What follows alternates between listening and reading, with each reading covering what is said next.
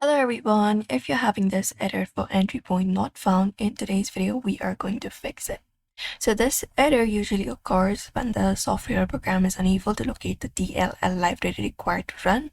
Additionally, the error can occur if the library is not found in the specified directory path or if the DLL file is missing or corrupted. So what we can do is we can just go over and go to the search, type in cmd and run command prompt as an administrator and give access, allow access, and run it here.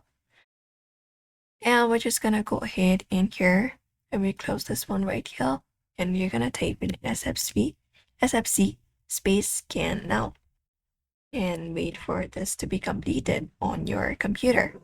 That may take some time, so wait for this to complete, and once that is done you need to restart your window and run sfc again. So this is method number 1 you can apply up. Apart from that, what we can do is, the next step you can do while that is running in the background and waiting for you to restart, you can just head over and download this one right here.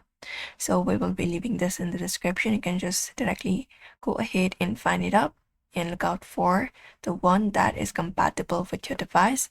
For that, you can just type in system information and open it up like this on your computer with all of your details and everything. And then look out for your system type. We have this one right here, 64. We're just gonna close this up right here and find the one for 64. This one is for us. And you can just head over and download this one right here on your computer and wait for this to be completed. And once it is completed, you can close this up right here, and then you can just go and restart your computer, and that's it. So don't forget to give this video a like and subscribe for more tips and tutorials, and we'll be seeing you in another video.